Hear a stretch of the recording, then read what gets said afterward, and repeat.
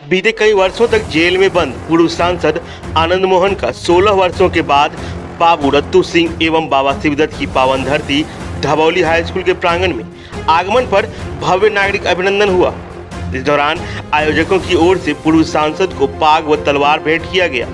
वहीं पूर्व सांसद ने हुंकार भरते हुए वहां मौजूद कार्यकर्ताओं एवं समर्थकों में खूब जोश भरा। उन्होंने कहा कि लड़ाई अब आर या पार की होगी।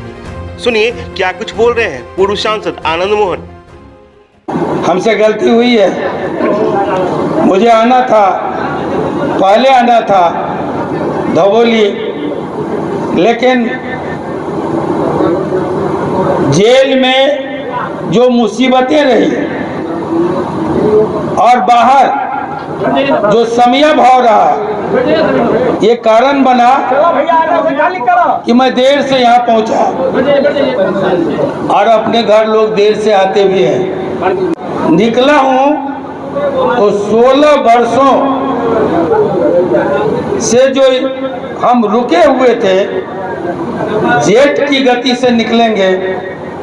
आज स्थिति यह है कि मैं प्रत्येक दिन, हमारे जानने वाले दोस्त जानते हैं, आजकल तो सोशल मीडिया का जमाना है, सारी बातें आप तक सोशल मीडिया से, यूट्यूब से, चैनलों से, आपको जो मोबाइल है उससे आते रहते होंगे। ये लगातार देश भर में घूम रहा हूँ। अगर बिहार में रहा तो प्रत्येक दिन 300-400 किलोमीटर चलना है, जाना है, आना है। जिस दिन मैं 11-11:30 बजे रात में लौट जाता हूँ तो हमारे स्टाफ, हमारे ड्राइवर, हमारे गार्ड कहते हैं, सर आज तो सवेरे लौट गए। साथियों, मैं चल रहा हूँ, जब से निकला हूँ गाड़ियाँ बदलती हैं, ड्राइवर बदलते हैं, नेता भी बदलते हैं, नेताओं की टीम, बेटा भी बदल जाता है, कभी अंशुमन कभी चेतन, पत्नी नहीं बदलती और मैं नहीं बदलता। पत्नी रुकती है लेकिन मैं चलता रहता हूँ, मैं नहीं बदलता, बाकी सारे स्टाफ बदल जाते हैं। तो ये सब आपकी दुआओं का असर है कि निकलने के बाद 67 बरस की उम्र में भी स्वास्थ्य साथ देगा। कभी किसी दिन किसी ने कहा, या प्राय कह देते हैं लोग कि सर स्वास्थ्य अच्छा है ना, हम कहते हैं बस स्वास्थ्य ही साथ दे रहा है, बाकी लोग तो आते जाते रहे। तो साथियों, मैं जब खड़ा हूँ यहाँ बहुत दिनों बाद, तो धबौली की एक एक यादें मेरे साथ आज यहाँ उपस्थित है। मैं जब यहाँ खड़ा हूँ बहुत खोया, साथियों को खोया। सुखासन आए, वहाँ सतीश नहीं था, हर पल का साथी, सुख दुख का साथी सतीश और विनोद नहीं थे। यहाँ जब आया मुझे सुधीर जी की याद आई, मुझे हरे राम बिरला की याद आई, मुझे भाई कुमार जी की याद आई। बहुत कुछ खोना पड़ा इस 16 वर्षों में। बगल से कार्तिक गुजर गए। साथियों, तो यहाँ वित्तन भाई थे, वित्तन पोदार जी, वो नहीं रहे। जो कोसी का विकास अवरुद्ध है, लोगों ने कहा सहरसा का यूनिवर्सिटी डिमांड हुआ पहले, क्लास स्टार्ट हुआ पहले, नाम रख दिया गया पहले, हेडक्वार्टर खुल गया पहले, यूनिवर्सिटी नहीं बनी सहरसा में। कमिश्नरी मुख्यालय है लेकिन सहरसा का नाम लोकसभा से विलोपित हो गया। साथियों, कोई मेडिकल कॉलेज नहीं, कोई टीचर्स ट्रेनिंग कॉलेज नहीं, मेडिकल कॉलेज के नाम पर कहेंगे दो दो मेडिकल कॉलेज, हमको लोगों ने कहा यहाँ तो दो मेडिकल कॉलेज है।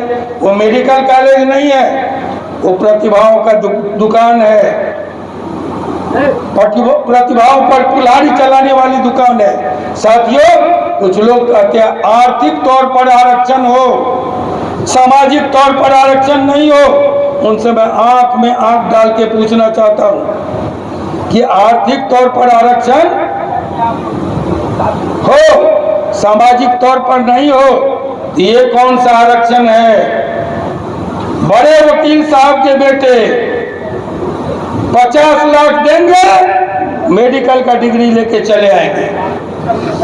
ये पूंजीपतियों का आरक्षण इस देश में क्यों चल रहा है? बड़े डॉक्टर साहब, बड़े वकील साहब, बड़े नेताजी, बड़े उद्योगपति, बड़े बिजनेसमैन इंजीनियरिंग का बोगस डिग्री लेके आते हैं, पुल धड़म से गिरता है। ये मेडिकल की ट्रेनिंग लेके आते हैं, डिग्री लेके आते हैं, कैंची पेट में छोड़ के चले जाते हैं। ये होता है कि नहीं?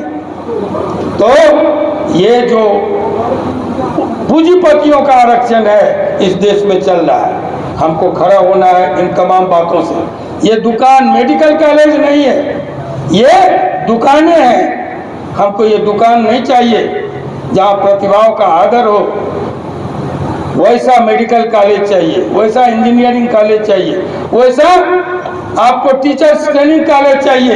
लेकिन एक एक करके सहरसा से हमारे पुरखे इतने दूरगामी थे, दूरदृष्टि वाले थे, इतने नेतृत्व के बलशाली थे कि वो उन लोगों ने जब सहरसा थाना के लायक नहीं था उसको जिला बना दिया, और जब अनुमंडल के लायक बना तो वो कमिश्नरी हो गया।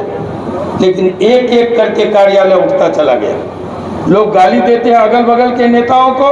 हमने कहा इन नेताओं का तस्वीर लाओ और सहरसा के चौराहे पर लगाओ, अगरबत्ती और फूल पान से इनका धूप दीप से इसका स्वागत करो, अभिनंदन करो।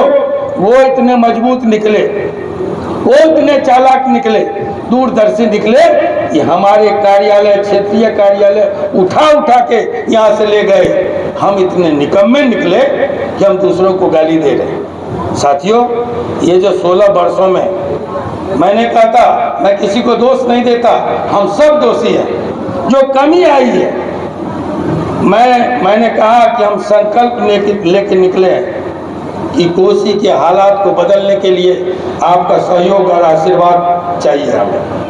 हम इस संकल्प के साथ निकले हैं कि ये देश किसका देश बनेगा? ये देश भूपेन बाबू का देश बनेगा, ये देश शिवनंदन मंडल का देश बनेगा, ये देश शहीद भगत सिंह, आजाद, खुदीराम बोस के सपनों का भारत बनेगा।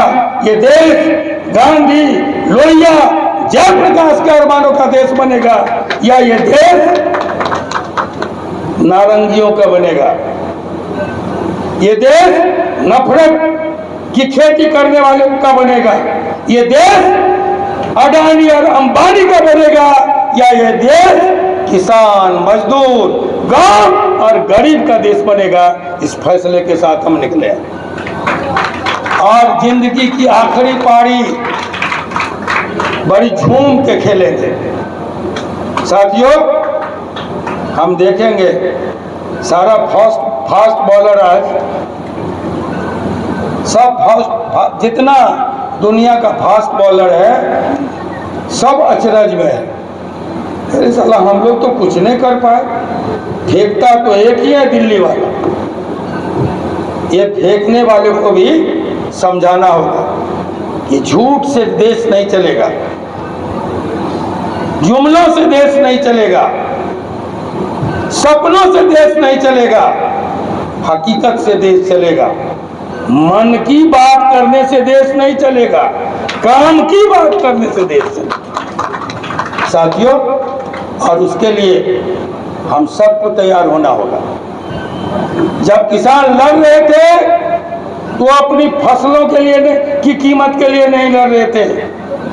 जब किसान लड़ रहे थे जेल से हमने समर्थन किया था। हमने कहा था कि किसान अपनी फसलों की कीमत के लिए नहीं, हमारी आने वाले नस्लों के लिए लड़ रहे हैं, उसके भविष्य के लिए लड़ रहे हैं। कैसा भारत बनाएंगे हम? इसलिए मैं नौजवानों को ललकारने आया हूं। जब भगत सिंह ने असेंबली में बम फेंका था तो वो बूढ़े नहीं, नौजवान थे। जब गांधी ने अफ्रीका में सत्याग्रह का बिगुल फूंका था ब्रिटानिया हुकूमत के खिलाफ, तब एक नवीन क्रांति को जन्म दिया था, तब वे भी बूढ़े नहीं, जवान थे। जब जयप्रकाश नारायण हजारीबाग जेल को लांघा था और अंग्रेजों को चुनौती दिया था, तब भी वे बूढ़े नहीं, उनकी रगों में जवानी का खून प्रभावित हो रहा था। साथियों, जब डॉक्टर लोहिया निकले थे सत्य क्रांति का नारा देते हुए, तब भी वे बूढ़े नहीं, जवान थे। और जब चंद्रशेखर आजाद ब्रिटानिया हुकूमत को गोली का सामना करते हुए अंतिम गोली से अल्फ्रेड पार्क में खुद को इस जमीन पर शहीद किया था, तब आजाद के रगों में भी बुढ़ापे का नहीं, जवानी का खून दौड़ रहा था। किसी ने कहा वो जवानी जवानी नहीं जिसकी कोई कहानी ना हो। हम नौजवानों को कहने आए हैं, आपका समर्थन और सहकार मांगने आए, आपका साथ मांगने आए हैं कि भारत के भविष्य को बनाने के लिए, शहीदों के सपनों का भारत बनाने के लिए, शहीदों के सपनों का धवोली बनाने के लिए एक बार इस अंतिम और आखिरी मेरी लड़ाई में एक बार फिर उसी तरह साथ दीजिए जिस तरह आपने धवोली में इसी जमीन पर हमारी माताओं ने, हमारी बहनों ने, हमारे बुजुर्गों ने, स्वतंत्रता सेनानियों ने, नौजवानों ने यहाँ से ललकार के पुलिस को खदेड़ने का काम किया। हमें याद है, आप में बहुत पौरुष है, आप में बहुत क्षमता है। हम उस क्षमता, पौरुष, आक्रोश, गुस्से, जोश का सहकार और सहयोग मांगने आए हैं। और मुझे भरोसा है कि आपका सहयोग मिलता रहा था, मिलता रहा है और मिलता रहेगा। 31 को सहरसा और 23 नवंबर को पटना का आमंत्रण देते हुए धन्यवाद। जय हिंद, जय बिहार, जय धवोली।